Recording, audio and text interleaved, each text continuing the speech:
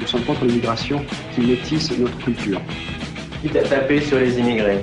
Quitte à les taper s'il le faut pour se faire connaître et pour se faire comprendre et entendre. À l'époque, tu avais 99,9% des skins sur la France, comme sur l'Europe, et en particulier l'Angleterre et l'Allemagne, qui étaient nazis. Et on va pas se mentir, c'était la tribu dominante à un moment donné, quoi. C'était vraiment la terreur de base quand tu sortais, quand tu avais été punk à 15 ans, tu vois, tu voulais te balader dans Paris, tu étais obligé de faire un parcours sur ton plan de métro, parce qu'il y avait des endroits que c'était même pas la peine d'essayer de traverser, quoi. T'évitais les halles, t'évitais le Luxembourg, t'évitais les plus de clients pour le week-end, enfin tu vois, c'était un peu compliqué, quoi. Donc il est temps qu'on s'organise nous aussi en bande, dont l'objectif serait l'antifascisme radical et faire changer en gros la peur de camp, quoi. Les forces au pouvoir à l'époque ne faisaient rien. C'était un mouvement, on le laissait faire. Même si la politique de l'époque, ainsi de suite, ne pouvait pas permettre à ces gars-là de fermer leur gueule et leur dire qu'ils avaient tort, en gros, bah nous on l'a fait.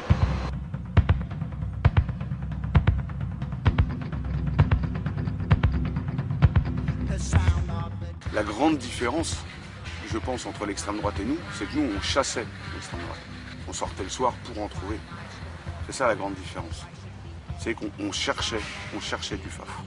Il y a effectivement cette fameuse descente au Baldiz, qui a été une des premières réelles offensives face au mouvement skinhead, où Pascal de Juvisy s'est fait décoiffer sa raie. C'était un skin, il avait une raie sur le côté, tu sais, comme Adolf Hitler, et rasé à blanc sur les côtés. On l'appelle Pascal de Juvisy. Donc c'était les Légions 88 et toute la clique là. Et les Red Warriors, ils sont allés, ils ont tous mis Bombers retourné, c'est pour ça, pour se reconnaître face au skin. C'est comme ça que la légende du Bombers retourné est née. C'est pour ça que je dis que c'est un mythe fondateur, parce que c'est vraiment la première descente en tant que... Enfin, c'est la première descente des Red Warriors en tant que bande constituée. Alors voilà la descente, on est tous morts-sous, parce que bon, c'est quand même au vin blanc. On est dans une Citroën Visa et on est 7 dans la voiture. Il y en avait même qui étaient dans le coffre. C'est-à-dire que si c'est pas toi qui descends leur ouvrir la porte, ils peuvent pas sortir de la voiture, tu vois. Et quand ils sont arrivés, ils ont foncé en caisse, ils sont tous sortis avec les battes de baseball et en bomber orange, ils ont tout déménagé.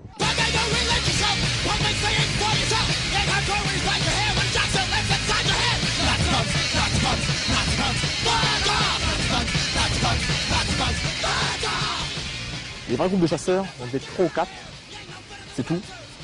En tout, dans Paris, on a dû être moins d'une centaine. Et on est tous des frères. C'est vraiment une idée politique qui nous motivait tous, c'était combattre le fascisme en France.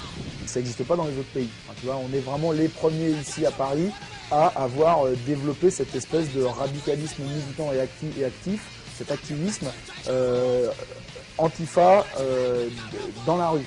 Donc c'était que de la ruse, de l'armement, du nombre, des embuscades. Et on a fait notre travail. Notre objectif, c'était d'éliminer les skins de la capitale. Et à la fin, ma foi, je crois qu'on n'y est pas trop mal arrivé.